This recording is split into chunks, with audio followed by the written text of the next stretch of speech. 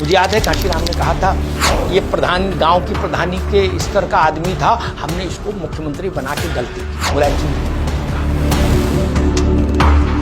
Samajwadi party के नेता और बाहुबली सब युद्ध के लिए कहीं जा रहे हो, इस मुद्रा में गेस्ट हाउस कांड पर टूटे।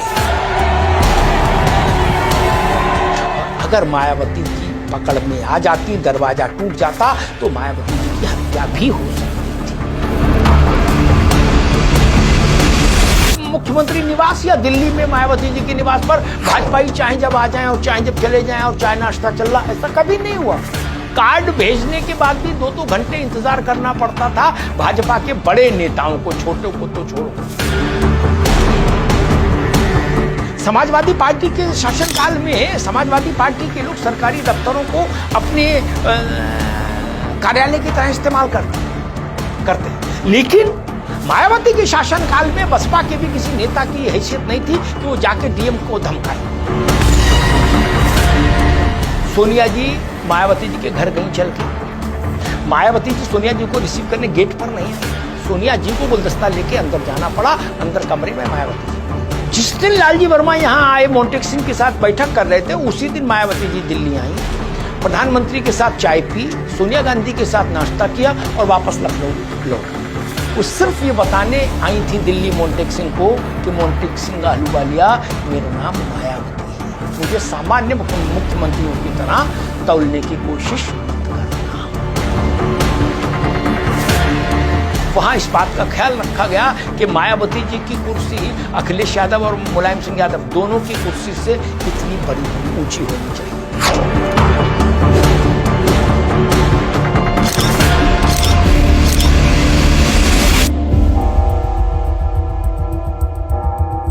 दो जून 1995 की तारीख, जगह थी लखनऊ का state guest house. Uttar Pradesh की राजनीति का शायद सबसे विवादित दिन।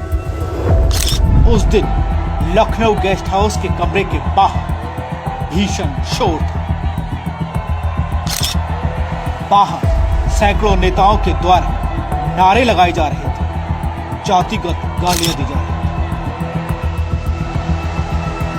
दरवाजों पर लातें मारी जा रही थी और कमरे के अंदर बैठी एक महिला बार बार अपने सहयोगियों से सिर्फ एक बात पूछ रही थी कि क्या पुलिस आ रही है।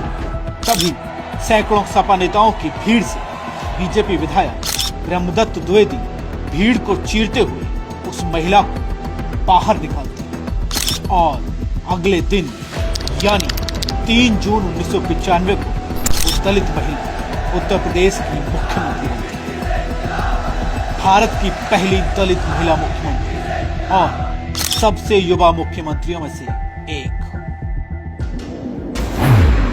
ये कहानी है उस मुख्यमंत्री की जिससे अतीक अहमद जैसे माफिया थर-थर कांपते थे। ये कहानी उस महिला नेता की है जिसके लिए परिवार से जरूरी पार्टी है।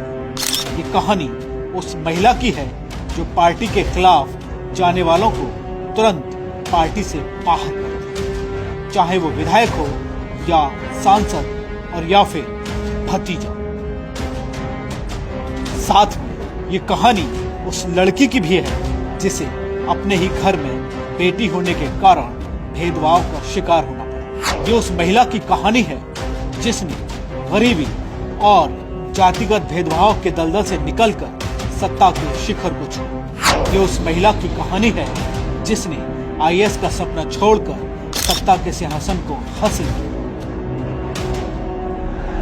4 बार मुख्यमंत्री बने, दलित राजनीति का चेहरा बने, सवर्ण राजनीति को चुनौती दी, समाजवादी पार्टी को झुकाया, बीजेपी को मजबूर किया, कांग्रेस को कटघरे में खड़ा किया, जिसने हरिजन शब्द को अपमान बताकर कानूनी लड़ाई लड़ी और दलितों को चेतावनी दी कि समाजवादी पार्टी और बीजेपी ने बस इस्तेमाल कर।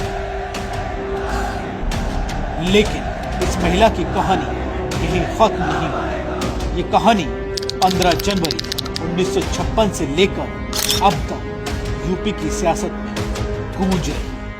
ये कहानी है उत्तर प्रदेश की बहन जी कही जाने वाली कुमारी मायावती दास ने। मायावती जी का राजनीति में प्रवेश भी बहुत अद्भुत ढंग से हुआ। उनके परिवार का राजनीति से कोई लेना देना नहीं था। उनके पिताजी पोस्ट ऑफिस में काम करने वाले मुलाजिम थे। 9 संतानों वाला परिवार था। उसमें भी ज्यादा फोकस लड़कों पर था परिवार के, बेटियों पर की पढ़ाई शिक्षा दीक्षा पर बहुत फोकस था भी नहीं। लेकिन मायावती जी ने ग्रेजुएशन किया, उसके बाद फिर लॉ किया, फिर एक कॉलेज में कुछ समय पढ़ाया और उसी समय मुझे लगता है शायद तब मायावती जी का परिवार पूसा में रह रहा था, पूसा एग्रीकल्चरल इंस्टीट्यूट के पास दिल्ली में। फिर अचानक से एक दिन मुलाकात हुई कांशीराम जी की इनके परिवार से। मायावती प्रभावित हुई। कांशीराम ने पूछा क्या करना चाहती हो, तो हुआ कि सिविल सर्विसेज की तैयारी कर रही है। परिवार भी ये चाहता था। मायावती जी थोड़ा तेजस्वी थी, ओजस्वी थी, तो परिवार को लग रहा था हो सकता है ये बेटी कलेक्टर ही हो जाए। कांशीराम ने उनको कहा कि मेरे साथ आओ, मिशन में काम करो, मैं वहां पहुंचा दूंगा जहां कलेक्टर तुम्हारी कार का दरवाजा खोलेगा। ये वही वाक्य है। ये वाक्य मायावती जी के ऊपर जिन लोगों ने किताबें लिखी उन्होंने भी उद्धृत किया है। लेकिन ये जो मैं बात कह रहा हूं ये नई बात है। ये वही एग्जैक्टली वही बात है जो बात एमजी रामचंद्रन ने दशकों पहले तमिलनाडु की फिल्म अभिनेत्री जे जयललिता से कही थी। जो बात कांशीराम ने मायावती से कही वही बात एमजी रामचंद्रन ने जयललिता से कही थी। जब वो मिले थे उन्होंने कहा था कि ये फिल्म छोड़कर राजनीति में आओ मेरे साथ, मैं उस स्थान पर ले जाकर खड़ा कर दूंगा जहां डिस्ट्रिक्ट मजिस्ट्रेट तुम्हारी कार का गेट खोलेगा। एग्जैक्ट एक सही वाक्य, एक सी प्रेरणा। और बात सच हुई। जयललिता भी मुख्यमंत्री रही तमिलनाडु की कई दफा और मायावती जी उत्तर प्रदेश की 4 बार मुख्यमंत्री रही। तो एक तो ये घटना, लेकिन मायावती का कांशीराम जी के लिए मिशन में जुड़ जाने का जो प्रस्ताव था उसको स्वीकार कर पाना बहुत सरल और सहज नहीं रहा। परिवार में विरोध हुआ, लेकिन नियति को कुछ और मंजूर था। मायावती जी के लिए प्रारब्ध ने कुछ तय करके रखा था। तो मायावती जी ने घर के प्रतिबंधों को नकारा, घर की लक्ष्मण रेखा को अमान्य किया और वो कांशीराम जी के साथ मिशन में निकल पड़ी। पांव पांव साइकिल साइकिल देश भर घूमना। मायावती का जीवन ही बदल गया वहां से। मायावती के बारे में जब आप चर्चा करेंगे तो ये देखेंगे कि वो कांशीराम के जितने भी राजनीतिक शिष्य रहे, शिष्य ही रहे, शिष्याएं तो मेरे ख्याल से मायावती जी हैं अकेली, उनमें वो सबसे योग्य शिष्या रही मायावती। मुझे कांशीराम जी के साथ बहुत बार लंबे लंबे संवाद करने का अवसर मिला। एक पत्रकार के नाते मेरा उनसे संपर्क रहा। मायावती जी के पूरी राजनीतिक यात्रा की शुरुआत से लेकर और आज तक को हम एक पत्रकार के नाते देख रहे हैं और मेरा उनसे संपर्क रहा। मैंने उनको व्यक्तिगत तौर पर जाना समझा। कांशीराम के जितने भी शिष्य परंपरा में लोग रहे उनमें इतना प्रभावशाली कोई नहीं रहा जितना मायावती। कांशीराम जी ने उनको अपना उत्तराधिकारी तो बहुत बाद में घोषित किया, लेकिन बसपा के भीतर वो, या बसपा के भीतर से छोड़िए, मतलब वो कांशीराम जी के परिदृश्य में कांशीराम की छाया के रूप में स्वीकृत हो गई थी बहुत पहले। कि अगर मायावती ने कोई बात कही थी तो मान लीजिए कि फिर उसको साहब इंडोर्स करेंगे। साहब बोलते थे लोग कांशीराम जी को। बस मायावती का जन्म 15 जनवरी 1956 को दिल्ली के लेडी हार्डिंग अस्पताल में। मायावती का पूरा नाम कुमारी मायावती दास है। उनके पिता प्रभुदयाल डाक विभाग में क्लर्क थे और मां रामरती घर संभालती थी। परिवार दलित समुदाय से आता है जो जाटव जाति का हिस्सा है। उनका पैतृक गांव बादलपुर में है जो अब गौतम बुद्ध नगर जिले में आता है। मायावती के परिवार में 6 भाई 2 बहनें थी और बचपन से ही उन्होंने गरीबी और जातिगत भेदभाव को करीब से देखा था। उनकी मां अनपढ़ थी लेकिन बच्चों की पढ़ाई पर हमेशा जोर देती थी। उस समय लड़कियों को सरकारी स्कूल में पढ़ाया जाता था जबकि लड़कों को प्राइवेट स्कूल। अजय बोस की किताब बहन जी ए पॉलिटिकल बायोग्राफी में बताते हैं कि पिता बेटों को प्राइवेट स्कूल में पढ़ने भेजते थे जबकि लड़कियों को साधारण सरकारी स्कूल। जब 3 बेटियां हुई तो प्रभुदयाल दूसरी शादी करने को तैयार हो गए थे लेकिन दादा मंगल सेन ने उन्हें रोक लिया और बाद में बेटा हुआ तो पिता को एहसास हुआ कि अब दूसरी शादी नहीं करनी चाहिए। हालांकि मायावती बचपन से ही इस भेदभाव को महसूस करती थी। अजय बोस की किताब बहन जी ए पॉलिटिकल बायोग्राफी में इस बात का भी जिक्र होता है कि जब मायावती अपने पैतृक गांव जाती थी उस वक्त बस या ट्रेन में जब लोगों को उनकी जाति का पता लगता था तो लोग उनसे बात करना बंद कर देते थे। लेकिन इस सब के दबाव के बीच जातिवाद नफरत के बाद भी मायावती लगातार मन लगाकर पढ़ती रही। मायावती ने कालंदी कॉलेज से बीए किया, दिल्ली यूनिवर्सिटी से एलएलबी और गाजियाबाद के बीएमएलजी कॉलेज से बीएड किया। इसके बाद सरकारी स्कूल में टीचर बन गई। हालांकि इन सब के बीच उनकी आंखों में आईएएस बनने का सपना था। वो एक आईएएस अधिकारी बनना चाहती थी लेकिन शायद किस्मत को कुछ और ही मंजूर था। साल बदल चुका था और वो साल था 1977 जब दिल्ली के कॉन्स्टिट्यूशन क्लब में जाति व्यवस्था पर एक कार्यक्रम चल रहा था। सभा में कई नेता मौजूद थे और उसी बीच रायबरेली से इंदिरा गांधी को हराने वाले राजनारायण भी मौजूद थे।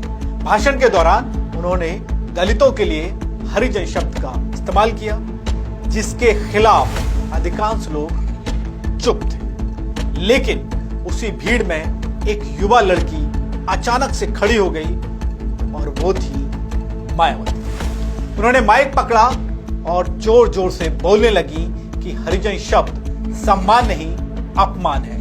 उन्होंने कहा कि दलितों को उनकी इच्छा के खिलाफ कोई नाम नहीं दिया जा सकता। मायावती की आवाज से पूरा हॉल मौन होकर उनकी बातों को सुनने लगा। उनका भाषण इतना दमदार था कि लोग नारे लगाने लगे, राजनारायण मुर्दाबाद, जनता पार्टी मुर्दाबाद, डॉक्टर अंबेडकर जिंदाबाद। और यह खबर काशीराम तक पहुंची जो दलितों के लिए लड़ने वाले नेता थे। काशीराम चकित हो गए। उस समय महिलाएं राजनीति में कम ही थी, खासकर दलित महिलाएं। कुछ दिनों के बाद काशीराम बिना बताए मायावती के घर पहुंचे। उन्होंने कहा कि अगर तुम जातीय उत्पीड़न से लड़ना चाहती हो तो आईएएस से ज्यादा ताकत राजनीति में है। यानी उन्होंने एक ऑफर दिया। काशीराम ने मायावती से यह भी कहा कि अगर तुम आईएएस बन गई तो किसी मंत्री के आदेश पर काम करोगी, लेकिन अगर नेता बन गई तो एक दिन तमाम आईएएस तुम्हारे आदेश का इंतजार करेंगे। तुम मेरे मिशन से जुड़ो, तुम्हारा सपना पूरा होगा। हालांकि काशीराम मिशन शब्द अक्सर इस्तेमाल करते थे और आज भी बसपा कार्यकर्ता अपने काम को मिशन कहते हैं। इस मुलाकात के बाद मायावती ने आईएएस बनने का जो सपना था वो छोड़ दिया और काशीराम के साथ जुड़ गई। लेकिन परिवार विरोध में था। पिता ने कहा कि पार्टी या घर दोनों में से कोई एक चुनो। तुम अविवाहित हो, मेरी बात मानो। ये सुनने के बाद मायावती ने स्कूल टीचर की सैलरी से बचाए जो पैसे थे वो लेकर घर छोड़ दिया और दिल्ली के करोल बाग में काशीराम के एक कमरे वाले घर के पास रहने लगी। मुझे याद है काशीराम और मुलायम सिंह यादव के बीच में गठबंधन हुआ। नारा चला, नारा गढ़ा गया, मिले मुलायम काशीराम, हवा में उड़ गए जय श्री राम। काशीराम ने मुलायम सिंह को मुख्यमंत्री बनवाया तो मुलायम सिंह ने काशीराम को इटावा से लोकसभा में चुनाव जितवा दिया, लोकसभा भिजवा दिया। कांशीराम ने मुलायम सिंह की सरकार को नियंत्रित रखने का जिम्मा सौंपा अपनी सबसे प्रिय शिष्या मायावती को। उस वक्त वो बीएसपी की जनरल सेक्रेटरी थी मायावती, और दिल्ली के हुमायूं रोड पर C1/11 कोठी नंबर था जहां वो और कांशीराम जी रहते थे। मायावती ने मुलायम सिंह की सरकार के नाक में नकेल डाल दी। कांशीराम तक हर वो बात उन्होंने पहुंचाई जहां उनको लगा कि यहां मेरे वोट बैंक के साथ, जनाधार के साथ मुलायम सिंह की सरकार न्याय नहीं कर रही है, या हमारे लोगों के साथ न्याय नहीं कर रही। टकराव बढ़ने लगा। कांशीराम तो कांशीराम जी थे। वो लखनऊ जाते थे तो गेस्ट हाउस में मुलायम सिंह को बुलाते थे तो एक ही कुर्सी रखते थे जिस पर खुद बैठते थे और मुख्यमंत्री को खड़ा रखते थे और कहते थे लिखो भाई कुछ बातें हैं, हम 15 दिन बाद फिर आएंगे, तब तक ये हो जाए। ऐसी परिस्थिति कांशीराम ने पैदा कर दी। उसके पीछे मायावती जी की भूमिका रहती थी, इससे इनकार नहीं कर सकते आप। और चीजें गंभीर होती गई, तनाव बढ़ता गया। फिर स्थिति आई कि अब बसपा और मुलायम सिंह साथ नहीं चल सकते। मायावती और कांशीराम ने यह फैसला किया कि अब मुलायम सिंह के साथ हम नहीं चल सकते। मुझे याद है कांशीराम ने कहा था कि ये प्रधान, गांव की प्रधानी के स्तर का आदमी था, हमने इसको मुख्यमंत्री बना के गलती की। मुलायम सिंह जी के लिए उन्होंने कहा। और उस वक्त सपाई कहते थे कि कांशीराम कभी लोकसभा का मुंह नहीं देख पाते अगर नेताजी उनको इटावा से नहीं जिताते। ये दोनों तरफ से लांछन चल रहे थे। उसी समय घटना घट जाती है गेस्ट हाउस कांड की। मायावती के जीवन काल में गेस्ट हाउस कांड की बड़ी भूमिका है। उसने उनके जीवन की दशा दिशा, चिंतन प्रक्रिया सबको बदला। मुलायम सिंह की सरकार से समर्थन वापस लेने का फैसला हो गया और इस सब पटकथा को दिल्ली में औरंगजेब रोड पर उद्योगपति जयंत मल्होत्रा की कोठी में बैठकर आकार दिया गया था। मैं उसकी उस सारी प्रक्रिया का फर्स्ट हैंड वो रहा हूं, प्रत्यक्षदर्शी एक पत्रकार के नाते।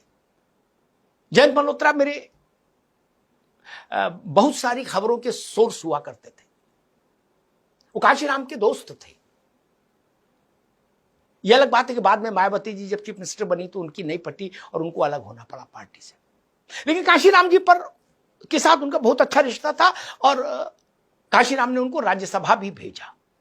उन बसपा के साथ जो उनका योगदान था, कांशीराम जी की या राजनीति के लिए जो उनका योगदान था जयंत मल्होत्रा का संसाधनों के द्वारा, उसके एवज में कांशीराम जी ने उनको राज्यसभा भेजा। तो फिर स्टेट गेस्ट हाउस में जो हुआ उस दिन, उसने भारत के लोकतंत्र को कलंकित कर दिया। समाजवादी पार्टी के नेता और बाहुबली सब युद्ध के लिए कहीं जा रहे हो, इस मुद्रा में गेस्ट हाउस कांड पर टूटे। और अगर मायावती जी पकड़ में आ जाती, दरवाजा टूट जाता, तो मायावती जी की हत्या भी हो सकती थी। वो तो भला हो कि ब्रह्मदत्त द्विवेदी भाजपा के एक बड़े नेता फर्रुखाबाद के, वो वहां थे, लहीम शहीम थे, कसरती बदन था, उन्होंने मायावती की प्राण रक्षा की। फिर भाजपा के और लोग पहुंचे, फिर प्राण बचे मायावती के। अन्यथा कुछ भी हो सकता था, कुछ भी हो सकता था। ऐसा उससे मायावती जी ने अपनी राजनीति को एक नई दिशा में ढालने का फैसला कर लिया। और उसी घटना के थोड़े ही समय बाद मुलायम सिंह की सरकार चली गई और देर रात और ब्रह्म मुहूर्त से पहले देश के सबसे बड़े सूबे में एक नया सूर्योदय हुआ। और वो नया सूर्योदय था। उत्तर प्रदेश के इतिहास में कोई दलित महिला पहली बार मुख्यमंत्री पद की शपथ लेने जा रही थी और यहां से मायावती का एक नया जन्म शुरू होता है। मुख्यमंत्री उत्तर प्रदेश भारतीय जनता पार्टी के सहयोग से। उस समय काशीराम एक बड़े मिशन पर काम कर रही थी। वो मानते थे कि भारत की राजनीति में बहुसंख्यक समाज सत्ता से दूर है और उस वक्त उनका एक प्रसिद्ध नारा था, जिसकी जितनी संख्या बारी उसकी उतनी हिस्सेदारी। यही से बीएसपी के बनने की शुरुआत होती है। हालांकि उससे पहले काशीराम ने 1964 में सरकारी नौकरी छोड़कर दलितों के लिए काम करना शुरू कर दिया था। 1971 में उन्होंने all India SC/ST OBC minority employees association बनाई, जो 1978 में पाम से बनी। फिर 1981 में DS4 यानी दलित शोषित समाज संघर्ष समिति। इसके बाद 1982 में पूना एक्ट की 50वीं सालगिरह पर काशीराम ने किताब लिखी, किताब द चमचाए एज। उन्होंने उसमें उच्च जातियों के चमचों की आलोचना की। श्यामलाल यादव की किताब at the heart of power में लिखा है कि काशीराम ने दलितों को चेतावनी दी कि वो उच्च जातियों के चमचे ना बने, क्योंकि भारत की 85% शोषित आबादी नेतृत्व विहीन है। 14 अप्रैल 1984 को अंबेडकर जयंती पर काशीराम ने बसपा की स्थापना की। हालांकि मायावती 1977 से ही उनके साथ थी। शुरुआत मुश्किल थी, लेकिन 1982 में DS4 ने हरियाणा चुनाव लड़ा और सिर्फ 1.19% वोट मिली। 1984 में इंदिरा गांधी की हत्या के बाद चुनाव में काशीराम ने जांजगीर चंपा से चुनाव लड़ा। मायावती ने कैराना से, दोनों हार गए, लेकिन वोट प्रतिशत बेहद अच्छा था। काशीराम को 8.81% और मायावती को 9.94% वोट मिले। 1985 में बिजनौर उपचुनाव में मायावती ने 18% वोट पाए और इसके साथ वो तीसरे स्थान पर रही। उत्तर प्रदेश में एक दलित नेता के तौर पर इस प्रदर्शन ने मीडिया का ध्यान अपनी तरफ खींचा और श्यामलाल यादव की किताब में भी ये लिखा है कि मायावती के इस प्रदर्शन ने राजनीति के दिग्गजों को चौंका दिया और बसपा ने दलित वोट बैंक को बेहद मजबूत किया। बाकी पार्टियां भी SC नेताओं को महत्व देने लगी। फिर देखते ही देखते उत्तर प्रदेश बसपा का मुख्य आधार बना। काशीराम ने यूपी को प्रयोग का मैदान बनाया और 1988 में इलाहाबाद उपचुनाव में काशीराम ने VP सिंह के खिलाफ चुनाव लड़ा और 69,517 वोट पाए। 1989 में मायावती बिजनौर लोकसभा सीट से जीती और उस साल पार्टी को 3 सीट मिली। संसद पहुंचकर 33 साल की मायावती ने दलित अत्याचार के मुद्दे जोर से उठाए। हालांकि 1991 के चुनाव में पार्टी का प्रदर्शन थोड़ा सा गिरा, लेकिन 1993 में मुलायम सिंह यादव की समाजवादी पार्टी के साथ गठबंधन हुआ और जिसके बाद समाजवादी पार्टी 109, BSP 67 सीट जीतने में कामयाब हुई, जिसके बाद मुलायम सिंह यादव CM बने और BSP को 11 मंत्री पद मिले। और उस समय मायावती सरकार में नहीं गई, उन्होंने कोई भी मंत्रालय नहीं लिया, लेकिन गठबंधन की निगरानी करती रही। लोकल मीडिया उन्हें सुपर चीफ मिनिस्टर कहने लगा। इसी बीच 1994 में मायावती ने महात्मा गांधी पर एक विवादित बयान दिया। लखनऊ में एक प्रेस कॉन्फ्रेंस के दौरान मायावती ने कहा था, गांधी ने दलितों को हरिजन यानी भगवान का बच्चा कहा, तो क्या बाकी लोग शैतान के बच्चे हैं? अगर हरिजन शब्द इतना प्यारा था तो गांधी खुद को हरिजन क्यों नहीं कहते? जिस दिन मायावती ने शपथ ली, उसके अगले दिन मैं काशीराम जी के साथ था और वहीं हुमायूं रोड वाली कोठी में। और जब मैं वहां था, काशीराम जी का एक इंटरव्यू कर रहा था, तो उसी समय वहां अटल बिहारी वाजपेयी आए। देश की राजनीति बदल गई थी और मुझे स्मरण है कि PV नरसिंह राव उस समय प्रधानमंत्री थे, वो अमेरिका की यात्रा पर गए हुए थे।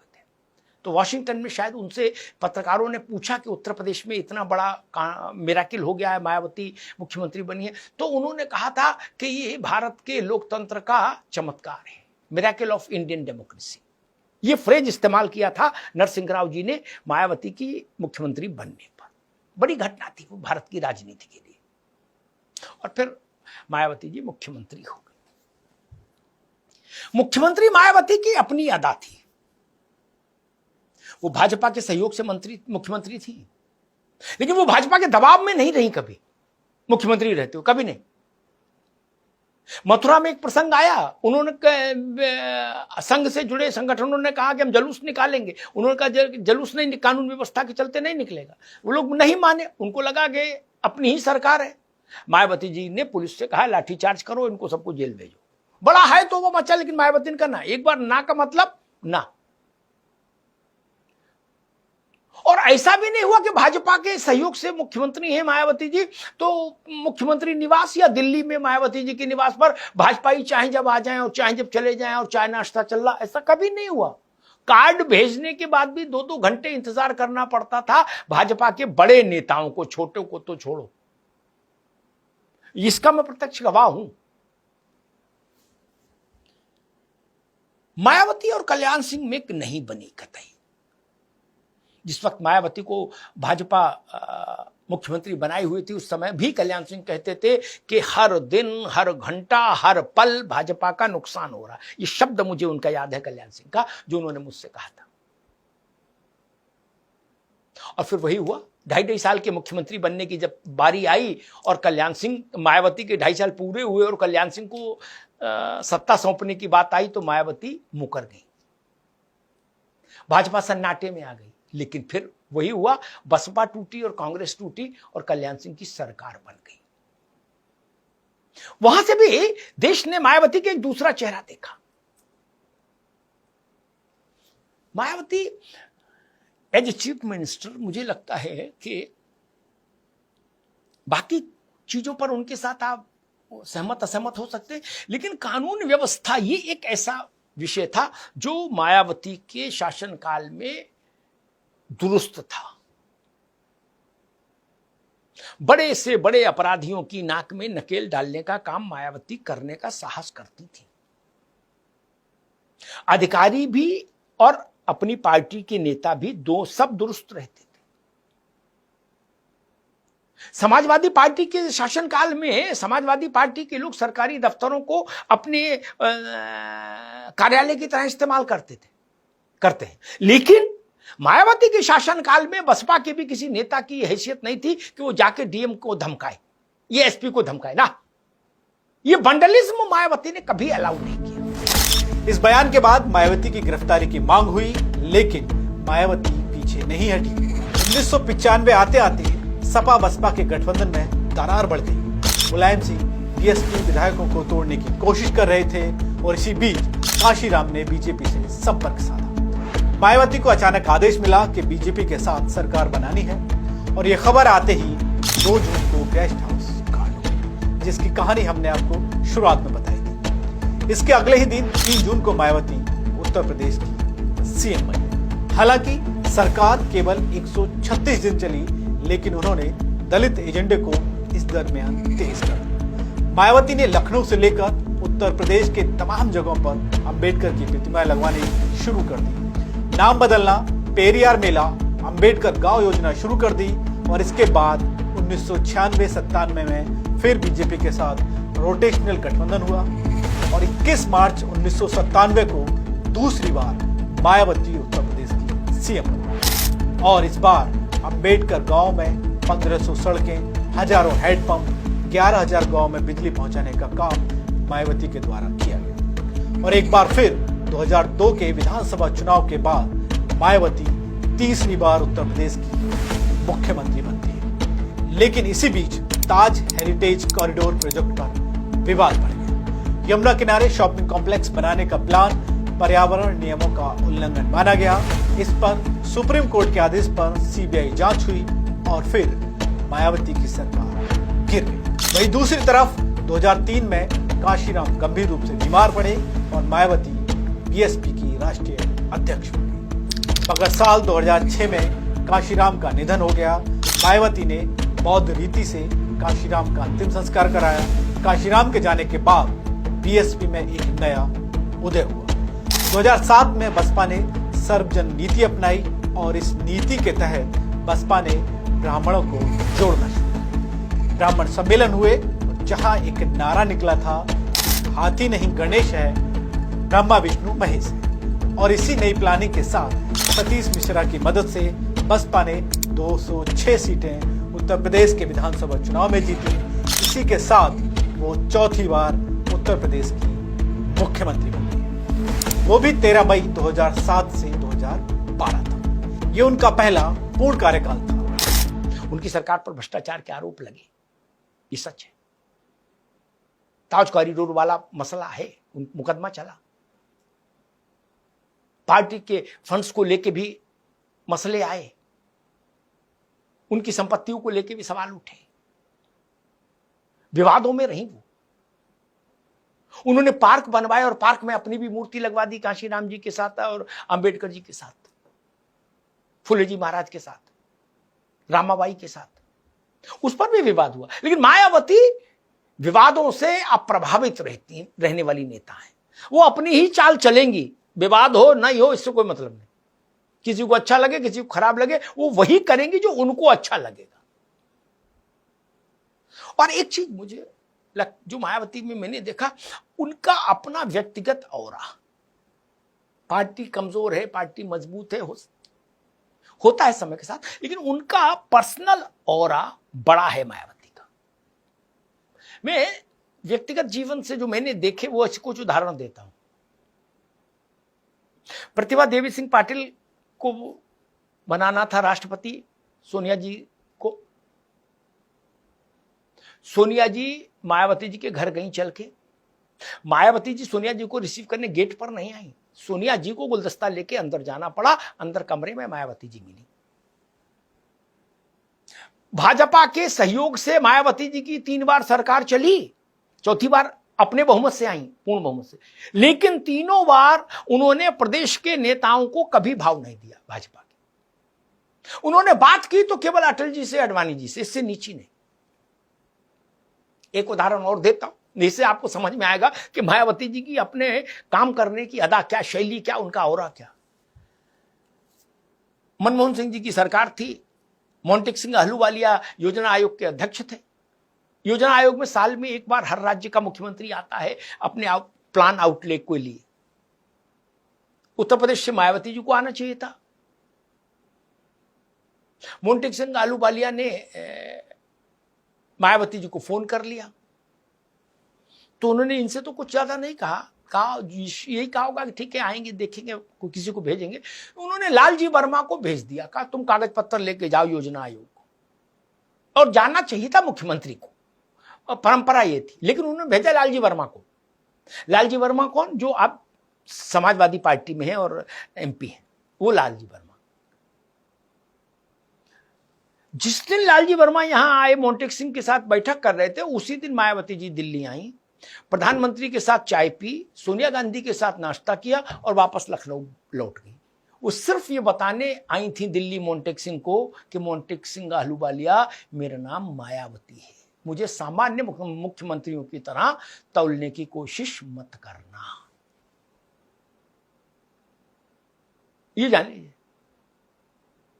देश में बहुत कम लोग, नेता ऐसे हैं, बहुत रेयर, जिनके यहां मायावती जी गई होंगी। अन्यथा जिसको जरूरत पड़ी सब वहीं आए, सब वहीं आए। ये उन्होंने कांशीराम से सीखा था। कांशीराम जी भी अटल बिहारी वाजपेयी को भी अपने घर बुलाए, अडवाणी को भी अपने घर बुलाए, जितेंद्र प्रसाद को भी अपने घर बुलाए, नारायण दत्त तिवारी को भी अपने घर बुलाते थे। ये उनकी भी शैली थी। लेकिन मायावती ने उस शैली में और ज्यादा एग्रेशन जोड़ दिया। अखिलेश यादव के साथ उन्होंने अलायंस किया। मायावती के जीवन काल में मायावती के स्तर पर सपा के साथ अलायंस का यह पहला फैसला था, क्योंकि उससे पहले जो अलायंस हुआ था वो मुलायम सिंह और कांशीराम के बीच का था। कांग्रेस और बसपा के साथ जो अलायंस हुआ वो भी नरसिंह राव और कांशीराम के बीच का था। मायावती के स्तर से अलायंस हुआ 2019 में लोकसभा में। तब भी उस अलायंस में भी मायावती न तो कभी सपा के कार्यालय गई, न कभी अखिलेश यादव के निवास पर गई, कभी नहीं, कभी नहीं। अखिलेश जी ही मायावती जी के निवास पर आए कई बार, मायावती नहीं गई। उनके काम करने की शैली। इस कार्यकाल के बीच मायावती ने 18 नए जिले बनाए, 6 विश्वविद्यालय, यमुना एक्सप्रेसवे, अंबेडकर ग्राम विकास योजना, महामाया गरीब आर्थिक मदद, महामाया बालिका आशीर्वाद, सावित्रीबाई फुले योजना लेकर आई। श्यामलाल की किताब में इस बात का भी जिक्र मिलता है कि मायावती ने नौकरशाही में बदलाव किया, शशांक शेखर सिंह को कैबिनेट सेक्रेटरी बनाया, लेकिन दोस्तों मायावती का सफर विवादों से भरा रहा। उन्होंने मूर्तियां बनवाई अंबेडकर, काशीराम और खुद की, जिस पर करोड़ों खर्च का आरोप लगे। ताज कॉरिडोर में भ्रष्टाचार, एनआरएचएम में 10,000 करोड़ का घोटाला, और इस बीच 2008 में उन्होंने प्रधानमंत्री बनने की महत्वाकांक्षा जताई और तब उन्होंने कहा कि एक आंदोलन शुरू हो चुका है, जब समय आएगा कोई मुझे प्रधानमंत्री बनने से नहीं रोक सकता। हालांकि उनका ये सपना अभी तक पूरा नहीं हो सका है और प्रधानमंत्री बनने की इच्छा के कारण मायावती उत्तर प्रदेश की सियासत पर पहले जैसा ध्यान नहीं दे सकती। मायावती ने महात्मा गांधी को दूसरा मनु कहा और बताया कि मनु ने देश को 6000 जातियों में बांटा। गांधी ने बहुजन समाज को नष्ट किया। उन्होंने हरिजन शब्द पर कड़ा विरोध किया और कहा कि ये अपमानजनक है। उनके प्रयासों से 1982 में गृह मंत्रालय ने इसे प्रमाण पत्रों से हटाने का आदेश दिया और 2018 में दलित शब्द पर भी रोक लगी। दलितों पर उनके बयान अक्सर सुर्खियां बने। 2022 में चुनाव की हार के बाद उन्होंने मुस्लिमों को इसका जिम्मेदार ठहराया। उन्होंने कहा कि मुस्लिम्स ने समाजवादी पार्टी को वोट दिए, जिससे हिंदू बीजेपी के पीछे हो गए, लेकिन दलितों के लिए उन्होंने एसपी को निशाना बनाया और कहा कि दलितों का इस्तेमाल राजनीतिक औजार के रूप में समाजवादी पार्टी कर रही है। वो दलित वोट्स के लिए कुछ भी कर सकते हैं। इसके बाद 2025 में उन्होंने एसपी की पीडीए पिछड़े दलित अल्पसंख्यक नीति को संकीर्ण स्वार्थ की राजनीति कहा और दलितों को चेतावनी दी कि एसपी तनाव पैदा कर रही है। उसके साथ ही उन्होंने कांग्रेस पर भी हमला बोला। 2024 में उन्होंने कांग्रेस को दलित विरोधी कहा। उन्होंने कहा कि अंबेडकर को भारत रत्न नहीं दिया और काशीराम की मौत पर राष्ट्रीय शोक नहीं मनाया। मुझे याद है मैनपुरी वो गई, वहां से मुलायम सिंह जी चुनाव लड़ रहे थे प्रचार करने, तो वहां मंच पर अखिलेश यादव, मुलायम सिंह यादव, मायावती और बड़े नेताओं को सभी को बैठना था, 4-5-6 लोगों को। वहां इस बात का ख्याल रखा गया कि मायावती जी की कुर्सी अखिलेश यादव और मुलायम सिंह यादव दोनों की कुर्सी से इतनी बड़ी होनी, ऊंची होनी चाहिए। ये काम करने का तरीका है मायावती का, समझ लीजिए। और आपको पता है बहुजन समाज पार्टी इकलौती ऐसी पार्टी है जिसमें कभी कोई महिला विंग बनी ही नहीं, महिला मोर्चा बना ही नहीं पार्टी का, कभी नहीं बना। मैंने एक बार ये प्रश्न काशीराम जी से पूछा था कि ऐसा क्यों नहीं हुआ। उसका उन्होंने एक रोचक उत्तर दिया था, वो फिर अभी नहीं फिर कभी, लेकिन कोई नहीं। आपको जान के थोड़ी हैरानी होगी। और एक चीज और मायावती जी के बारे में जान लीजिए, उनके कारण बहुत सारे लोग बसपा छोड़कर चले गए, वो लोग जो काशीराम के समय के संघर्ष के साथी थे। लेकिन काशीराम जी अंत तक मायावती के साथ बने रहे, खड़े रहे जब तक वो जीवित रहे, एक। और दूसरा, मैंने एक बार काशीराम जी से पूछा ये प्रश्न कि मायावती जी के कारण बहुत सारे पुराने लोग जा रहे हैं, ऐसा लोग बता रहे कहते हैं, आपने कभी इस पर नहीं सोचा? तो उन्होंने कहा नहीं, मुझे सब पता है, सब देख रहा हूं, लेकिन दूसरी मायावती अब क्रिएट नहीं हो सकती, उतना समय मेरे पास जीवन में नहीं है, इसीलिए मायावती ही मायावती है। और काशीराम जी ने तमाम किंतु परंतु को किनारे करके उनको अपना उत्तराधिकारी बनाया। मायावती जी के परिवार की ओर देखिए तो उनकी एक छोटी बहन उनके साथ रही हुमायूं रोड वाली कोठी में भी, जिसको मैं देखता था, और उनके एक भाई आनंद, जिनका बेटा आकाश है, जिसको मायावती जी ने एक तरह से अपना उत्तराधिकारी बनाया, फिर हटाया, फिर बनाया, और अब फिर हटाया, और फाइनली कहा कि नहीं अब यही है जो मेरा उत्तराधिकारी होगा। बसपा में नंबर 2 वो उनके भाई का बेटा है। 27 के इलेक्शन को लेकर मुझे लगता है, विधानसभा चुनाव को लेकर, कि अगर मायावती जी सहारनपुर से सोनभद्र तक, उत्तर प्रदेश की पूरी लंबाई, अगर सहारनपुर से सोनभद्र तक एक बार खुद निकल पड़ी, केवल चुनाव के समय नहीं, अभी निकल पड़े और चुनाव तक पूरा उत्तर प्रदेश मथ दें, कुछ बड़े स्थानों पर रात्रि में रुकें, लोगों से मिलें, पब्लिक कनेक्ट करें, तो बसपा फिर जागृत हो जाएगी। जागृत होने में कोई बहुत मेहनत की जरूरत नहीं, सिर्फ मायावती जी को निकलना होगा। फिर बसपा एक बड़ी ताकत हो जाएगी, संतुलन साधने वाली ताकत उत्तर प्रदेश में, पावर बैलेंस करने के लिए। लेकिन अगर ऐसा नहीं हुआ तो मायावती जी के अतिरिक्त फिर आकाश आनंद से लेकर किसी को भी देख लीजिए, फिर इतना सक्षम कोई नहीं जो बसपा को खड़ा कर दे। इसीलिए 30% से वोट घटते घटते घटते घटते इकाई में आ गया, अब दहाई में भी नहीं बचा। ये समझ लीजिए, सिर्फ और सिर्फ बसपा को पुनर्जागृत मायावती ही कर सकती हैं, वो भी अपनी पुरानी शैली में सड़क पर उतरकर संघर्ष करके। अगर वो ऐसा करती हैं तो मुझे लगता है 27 में बसपा जागृत हो जाएगी, और अगर ऐसा नहीं हुआ तो फिर 27 में भी बसपा के हाथ में कुछ उपलब्धि आए, ऐसा मुझे नहीं लगता। मायावती ने बीजेपी और कांग्रेस को आरोपित किया कि वो सब आरक्षण से दलित आरक्षण को कमजोर कर रहे हैं। उन्होंने कहा कि बीजेपी और कांग्रेस एक ही सिक्के के दो पहलू, वो दलितों की एकता को खतरे में डाल रहे हैं। वैसे मायावती की उपलब्धियां दलित सशक्तिकरण में है।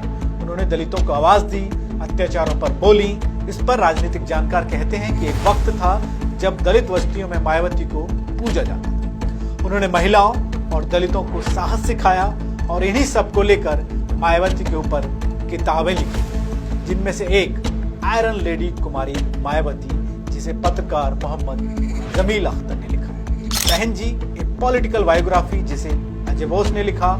लेकिन धीरे धीरे जैसे जैसे उत्तर प्रदेश में बाकी पार्टियों का विस्तार होता रहा है, वैसे वैसे बसपा के चुनाव में गिरावट आने लगी है। और शायद यही कारण है कि साल 2012 में 80 सीट, 2017 में 19 और 2019 में लोकसभा में 10 और 2022 आते आते उत्तर प्रदेश में 1 सीट पर विधानसभा चुनाव में बसपा सिमट कर रहेगी। हालांकि मायावती ने बसपा को फिर से उठाने के लिए एक बड़ा दांव चला है। उन्होंने 2023 में भतीजे आकाश को अपना उत्तराधिकारी बनाया, हालांकि फिर हटाया और फिर वापस लिया। इसके बाद 2024 में छठी बार बीएसपी अध्यक्ष चुनी।